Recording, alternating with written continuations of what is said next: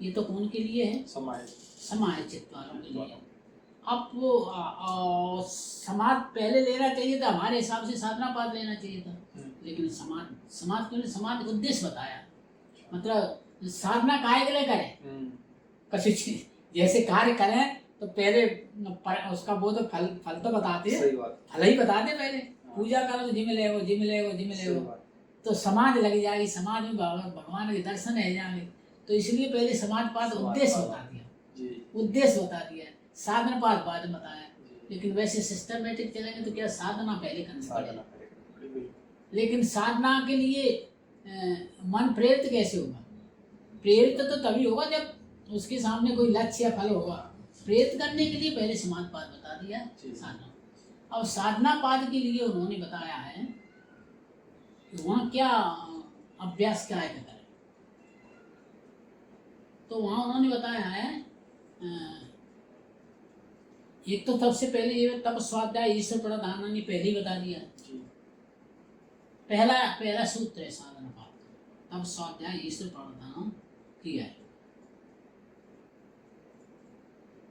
समाज भावनार्थ क्लेश तनु सही आसेव्यमानः समाधिं भावयत् क्लेश तनु, ऐसा जो मतलब क्लेशों को दूर कर। क्लेश हैं क्या जिनको दूर करना? कौन से क्लेश है जिनको दूर करना? तो उन्होंने कहा है अविद्या है, अस्मिता है, राग है, द्वेष है, अभिनिवेश है। तो अविद्या क्या है? अविद्या क्षेत्र मूत्रेशम, इन सबका अविद्या नाम दिया जरूर है। अविद्या, अस्मिता, राग, द्वेष, अभिनिवेश, लेकिन इन सबकी जन्मदात्री कौन है? अविद्या ही है। वहां भी विपर्य, विकल्प, निद्रा, स्मृति, इन सब की जन्मदात्री कौन है? अविद्या ही है। लेकिन यहाँ एक अविद्या नाम अलग कर दिया है, अविद्या अस्मिता अलग है। अविद्या, अस्मिता, राग, द्वेष, अभिनिवेश, ये क्लेश हैं 5। इन 5 क्लेशों को अपने पार करना। तो अविद्या क्या है? अविद्या है नित्यम, अनित्य, अशुचि, दुख, अनात्मा। नित्यम, शुचि, सुख, आत्मख्याति, अविद्या। अविद्या क्या है कि नित्य को अनित्य मानना, नित्य को अनित्य मानना या अनित्य को नित्य मानना, दोनों ही रूप में। मतलब पॉजिटिव और नेगेटिव, या कहना चाहिए नीचे से ऊपर को, ऊपर से नीचे को, या विपरीत। तो नित्य को अनित्य, अनित्य को नित्य, अपवित्र को पवित्र, पवित्र को अपवित्र। नित्यम शुचि, दुख को सुख और सुख को दुख। आत्मा को मतलब जो है अनात्मा, अनात्मा को आत्मा। ये अविद्या है। मतलब सीधे भी समझे और उल्टो समझे, किसी भी रूप में। आत्मा को अनात्मा समझे या अनात्मा को आत्मा समझे। दुख को सुख समझे या सुख को दुख समझे। पवित्र को अपवित्र समझे या अपवित्र को पवित्र समझे। ये अविद्या है। अविद्या, अस्मिता। अस्मिता क्या है? दृढ़ दर्शन शक्ति, एकात्मिक अस्मिता। दृढ़ शक्ति और दर्शन शक्ति। दृढ़ शक्ति और दर्शन शक्ति यानी प्रकृति और चेतन। प्रकृति को भी अपन चेतन मान लेते, ये शरीर है अपना प्रकृति है, इसको भी अपना आत्मा मान लेते। तो ये अस्मिता है। अविद्या, अस्मिता, राग, द्वेष, अभिनिवेश। राग यानी सुखानुसई राग है, दुखानुसई द्वेष है। मतलब जो चीज सुख देती है बातें राग है जाते हैं, तो दुख देती है उससे द्वेष हो जाता है। सुखानुसई राग है, दुखानुसई द्वेष है। तथा विरूढ़ो अभिनिवेश है। स्वरसवाई विदिशों पे तथा अभिनिवेश है। अभिनिवेश यानी मृत्यु से भय, मृत्यु का भय। तो ये मृत्यु का जो भय है ये समान रूप से है, विद्वान को भी है, मूर्ख को भी है, धनवान को भी है, गरीबी को भी है। कुछ चीज़ें कुछ चीज़ों के लिए अलग अलग होती है, लेकिन ये तो इनके लिए अपने को वो करना है। तो इनके लिए क्या करना है? सुखान से लागे दुकान से जैसे सरसपाई विकसित तत्व सब ये सूक्ष्म तत्र ये। तो अब इनके प्रति अपने को वो करना है, इनको हटाना। तो इनको काय से हटाएं अपन? इनके लिए क्या करें? बहुत सी चीजें और भी कई चीजें दी। तो इनके लिए मुख्य चीज बताई उन्होंने, योग अनुष्ठानात् अशुद्ध क्षय ज्ञान दीप्ति अविवेक ख्याति। योग के अंगों का अनुष्ठान करना है अपने को। अनुष्ठान माने क्रियान्वित करना। योग के योग अनुष्ठान योगांग अनुष्ठानात् अशुद्ध क्षय ज्ञान दीप्ति अविवेक ख्याति। योग का अनुष्ठान करेंगे तो ज्ञान बढ़ेगा। ज्ञान कब तक बढ़ाएंगे? अविवेक ख्याति, जब तक विवेक ख्याति पूर्ण रूप से प्राप्त नहीं हो तब तक इसका अभ्यास करेंगे। तो ये योग अनुष्ठान है कौन से?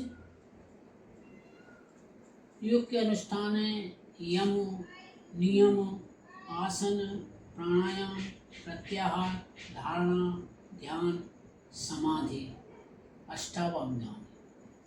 ये 8 है। 8 में भी यम और जो नियम है इनका पालन 24 घंटे करना है। आसन के लिए तो एक अपन ने समय निश्चित कर रखा है। आसन, प्राणायाम के लिए भी समय, आसन प्राणायाम, ध्यान के लिए भी समय निश्चित कर। एकांत में हो जाए। यम नियम, आसन, प्राणायाम, धारणा, ध्यान और समाधि, ये सब एकांत में होती है। लेकिन यम नियमों का पालन 24 घंटा करना पड़ेगा। यम नियम का जो पालन होगा 24 घंटे करना पड़ेगा। इनके लिए आपको अलग से समय नहीं निकालना। यही अभ्यास है, यही योग है कर्म कौशल, कि अपूर्ण जीवन संचालन के लिए, संसार में विचरते अभ्युदय प्राप्त के लिए, अभ्युदय को प्राप्त करते हुए भी अपूर्ण यम और नियमों का पालन करते हैं। ये अभ्यास है। ये योग है कर्म कौशल। कर्म की कुशलता से मेरा आशय ऐसे मत लगा देना कि युद्ध लड़ने में कोई कुशल है, कोई विद्या प्राप्त करने में नहीं, कोई चोरी करने में कुशल है, कोई ठगाई करने में कुशल से तात्पर्य है कि संभाव रहने के लिए अभ्यास कीजिए, हिंसा न करें। तो इसमें क्या आती है? इसमें वितर्कवाद में प्रतिपक्ष भावना। वितर्कवाद ना करें। तो वितर्क कायते करें, किससे वितर्क भाव ना करें? वितर्क माने विपरीत भाव। जैसे अपने में हिंसा का भाव पैदा हो रहा है तो अपन अहिंसा की बात सोचें। तो वितर्कवाद में प्रतिपक्ष भाव, वितर्क भावना करें। उनके वितर्क भावना कर लें तो वितर्क होते क्या है? जिनके प्रतिपक्ष भावना करें तो वितर्क होते हैं। तो उन्होंने कहा वितर्क हिंसा आदय कृतकारित अनुमोदित क्रोध लोभ मोह पूर्वक मृदमादय मात्रा। तो हिंसा आदय, हिंसा माने हिंसा आदि, हिंसा आदि। आज में ये कि यम में अहिंसा है ना, तो वहाँ हिंसा भाव पे सत्य असत्य, ब्रह्मचर्य अब्रह्मचर्य, अस्तेय ते, परग्रह संग्रह, ये जो विपरीत चीजें। तो जो विपरीत चीज इनके प्रति, जैसे हिंसा भाव अपने अंदर जागृत हो रहा है तो अहिंसा की सोच। असत्य की बोल लो तो अपन सत्य बोलने का प्रयास करें। मतलब जो सो संतोष तप स्वाध्याय ये सब इनकी विपरीत अपवित्रता हो रही तो पवित्रता की सोच है। तो इनके विपरीत जो वितर्क आड़े आ जाए, वितर्क का आड़े आ जाए तो वितर्क की अपने को विपरीत सोचना है। यानी विपरीत क्या हो गया? यम और नियम। वितर्क क्या होगा? यमों का विपरीत वितर्क है, नियमों का विपरीत वितर्क है। और वितर्क का विपरीत यम है, वितर्क का विपरीत नियम है। तो इनके विपरीत अपने को सोचना है। तत्प्रसेदात्मक एक तत्व अभ्यास है। इसका एक तत्व अभ्यास ही करना है, प्रतिपक्ष भावन करना है। वितर्क हिंसा दे आ रहे हैं तो अपने से जो वितर्क होते हैं उन वितर्कों से बचना है, जानना है, पापों से बचना है, बुरे कर्मों से बचना है, धर्म से बचना है। ये धर्म होते का इसलिए, पाप होते का इसलिए। तीन ही चीजें तो हैं, शरीर है, वाणी है या रसना कह लो, और मन है। ये तीन चीज से होते हैं, तो इनको अपने देखना है। तो सबसे पहले अपन शरीर से, स्थूल को पहले ले, स्थूल से सूक्ष्म की ओर चला जाता है। तो स्थूल से सूक्ष्म की ओर चलना शरीर है। शरीर से क्या होता है? सबसे पहले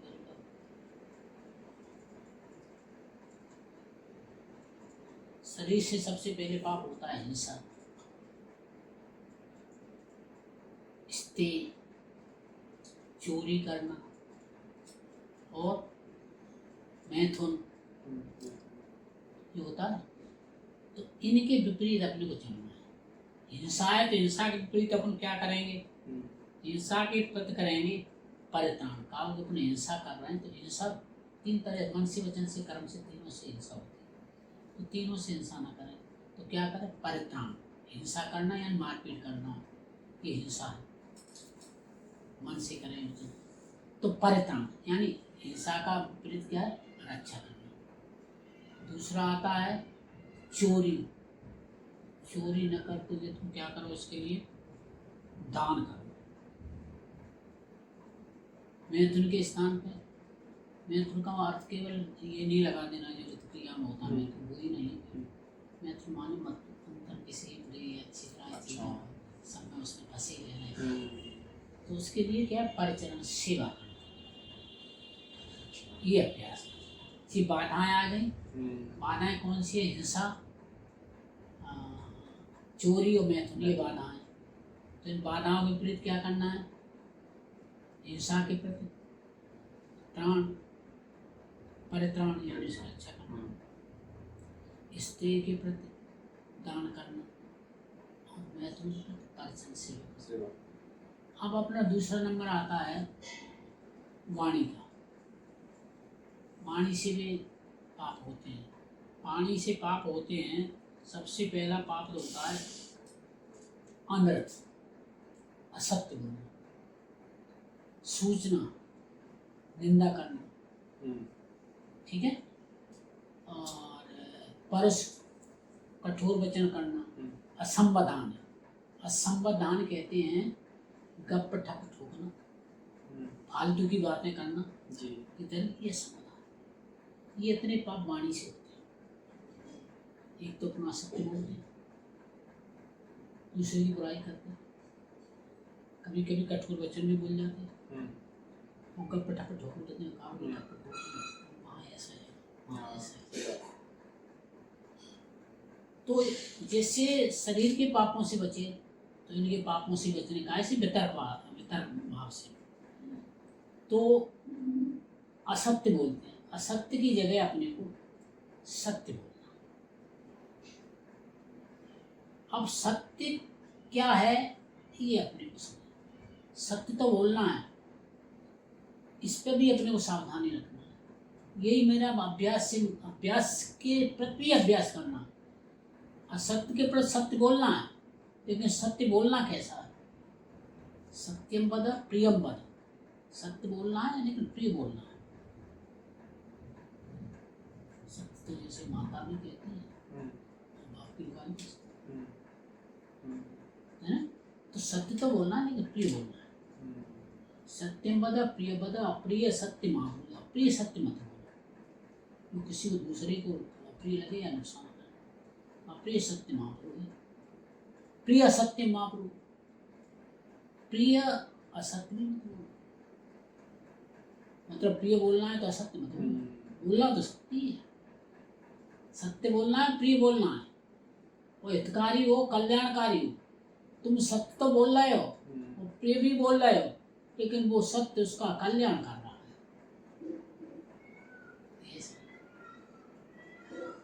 सत्य भी हो, प्रिय भी हो, और कल्याणकारी भी हो।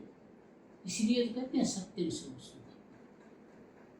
तो परमात्मा इन सब चीज का ध्यान रखता है। वो सत्य भी बोलता है, दंड भी देता है, लेकिन उसके हित का ध्यान। परमात्मा से कोई मांगता है, अगर 250 वोल्टेज का वायर वाला ये मांगता है 1100 वोल्टेज बिजली सुना जाए, तो परमात्मा जानता है कि ये मांग रहा है और इसको मैं दे दूंगा, तो लेकिन ये इसका हित हो जाए। तो सत्यम वद प्रियम वद, अप्रिय सत्य मांगोगे तो सत्य बोलो, प्रिय बोलो, अप्रिय नहीं बोलना है। और अब प्रिय बोलने का मतलब ये नहीं कि झूठ बोलना है। प्रिय बोलने का मतलब बोलना तो सत्य है, लेकिन प्रिय बोलना। तो सत्य और निंदा, बुराई नहीं करना। बुराई की जगह किसी के अपना हित की बात है, उसकी जो अच्छी बात है, जो सत्य बात है। प्रशंसा का मतलब ये नहीं कि झूठी प्रशंसा करने, मतलब आप निंदा भाव पैदा हो तो उसके प्रति बड़ाई का भाव पैदा करें। निंदा न करें, निंदा भाव जैसी पैदा हो तो उसकी प्रशंसा के भाव पैदा करें। ये वितर्क है, वितर्क के प्रतिपक्ष भाव। वितर्क के ये निंदा कर रहे हैं, प्रतिपक्ष भावना के निंदा नहीं। तो वाणी का पाप क्या है? असत्य, निंदा और कठोर। कठोर वैसे उसमें सत्य नहीं आ गए, कठोर एकदम से क्रोधपूर्वक मतलब बोलना, उत्संगलापूर्ण बोलना, ये कठोर है। तो कठोर न बोलते हुए प्रिय, वही सत्य वाला प्रिय। गप ठप, अब गप ठप से कैसे हो? गप ठप आदमी कब होगा तो जब बात फुर्सत में होता है। आप कभी काम धाम होता ना, इधर की बात उधर करना, उधर की बात उधर करना, जो काम में व्यस्त है वो गप ठप नहीं होगा। आज बेचारे अपने काम से फुर्सत। तो उसके लिए क्या है? असंबदान से बचने के लिए क्या है? स्वाध्याय। स्वाध्याय के बारे में इससे पूर्व अपन बहुत पहले बता चुके। कौन से चैप्टर में बताया है स्वाध्याय के लिए? इसी में बताया है, इसी में बताया। स्वाध्याय के लिए बता चुके हैं। स्वाध्याय कैसे करना है? कुछ शास्त्रों का स्वाध्याय करना है, अपने स्वयं का स्वाध्याय करना है, और मंत्र जप का भी स्वाध्याय। अब ये काय के हो गए? वाणी से। वाणी से 4 पाप होते हैं, तो वाणी से 4 पुण्य करो। शरीर से 3 पाप होते हैं, तो शरीर से 3 पुण्य करो। अब बचा मन। मन से भी इसी तरह पाप होते हैं। मन से पाप होते हैं परद्रोह है, परद्रव्य अपेक्षा और नास्तिक। परद्रोह, परद्रव्य अपेक्षा और नास्तिक। परद्रोह माने दूसरे से द्वेष करना, चाहे वो अच्छा कर रहा है, अच्छा कर रहा है तो द्रोह कर रहे, खराब कर रहा है तो द्रोह कर रहे, मतलब उससे द्रोह, परद्रोह। और परद्रोह दूसरे के धन को लेने की इच्छा। और नास्तिक की माने ईश्वरीय सत्ता को नकार। ईश्वरीय सत्ता को नकारने का मतलब ये नहीं है कि मंदिर में पूजा नहीं करता। मंदिर में तो पूजा करता है, लेकिन उसके नियमों को फॉलो नहीं करता। भगवान को तो मानता है, दुनिया भगवान को मान रही है, लेकिन सब आस्तिक नहीं है। भगवान की पूजा कर रहे हैं, भगवान को मान रहे हैं, लेकिन फिर भी आस्तिक नहीं है। ये मेरा विचार। आस्तिक क्यों नहीं है? तो भगवान के जो नियम है उन पर नहीं चलते।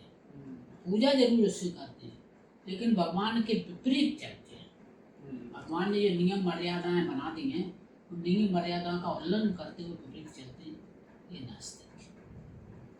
तो भगवान की मर्यादाओं का पालन करें, यानी नास्तिक का मतलब धर्म के, सत्य के श्रद्धा पैदा करना। जो श्रद्धा के बारे में अपन पहले बता रहे हैं, संपूर्ण इस आध्यात्म का आधार केवल एक श्रद्धा है।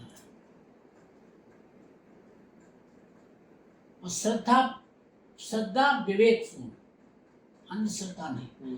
विवेक तो हर कार्य में जोड़ना है। सत्य में बोलना है तो सत्य में बोलना है, अध्ययन करना है, स्वाध्याय करना है, तो उसमें विवेक। अविवेक पूर्ण तो कोई कार्य, भले ही वो धार्मिक हो, अच्छा हो, सब कुछ हो, अविवेक पूर्ण कार्य तो सभी बन सकते, चाहे वो भले ही धर्म हो, भले ही वो सत्य, अविवेक पूर्ण सत्य बोल रहे हैं। विवेक पूर्ण सब काम होना चाहिए। विवेक, इसीलिए विवेक ख्याति रखना, अविपल व विवेक खाते। सबका साधन क्या बताया है? योग अंग अनुष्ठान अशुद्ध क्षय ज्ञान दीप्ति विवेक ख्याति। विवेक ख्याति तक ये करना है। अविवेक पूर्ण कार्य तो कोई करो, अच्छे से अच्छा करो, वो भी करना है। तो विवेक तो अपने को हर एक में जोड़ना है। तो ये काय के हो गए? वाणी के। हाँ अच्छा, मन के चल। तो परद्रोह, तो परद्रव्य अभिप्सा और नास्तिक। नास्तिक पे अपन चल रहे हैं। मतलब भगवान की पूजा तो करता है लेकिन भगवान के आदर्शों को नहीं मानता, तो मैं उसको नास्तिक ही मानता। भले ही वो भगवान के मंदिर में रोज जा रहा है, रोज भागवत पढ़ रहा है, रोज गीता पढ़ रहा है, लेकिन भगवान के नियमों पर नहीं चल रहा। व्यवहार में वो भगवान का अनादर कर रहा है। क्रिया रूप में तो भगवान का आदर कर रहा है, लेकिन व्यवहार रूप में वो अनादर कर रहा है। ये नास्तिकता है। इसके लिए तो जो है परद्रोह के लिए दया भाव होगा तो उससे रोका है। परद्रोह अस्पृहान, लोभ न करना। जब आप में लोभ होगा तब दूसरे के द्रव्य को प्राप्त करने की आप अभिष्ठा करेंगे। परद्रोह परद्रव्य अभिष्ठा। परद्रोह परद्रव्य अभिष्ठा कब होती है? जब अपने अंदर लोभ होता है। तो उस लोभ को छोड़ना, तो ये मन का पाप हट जाए। अब नास्तिक के प्रति है कि ईश्वरी सत्ता के प्रति श्रद्धा पैदा करना, सबके प्रति श्रद्धा, दया करुणा भाव याद पैदा करना, ये समझता है। तो इस तरह ये क्या है गए 10 पाप है गए और 10 ही तरह से पुण्य। 3 शरीर से, 3 मन से, वाणी से 4, 3 और 3 6 और 4 10 तरह से पुण्य करो और 10 तरह से पापों के प्रति 10 तरह से पुण्य करो। तो इस पुण्य का इनका ये अभ्यास करना है।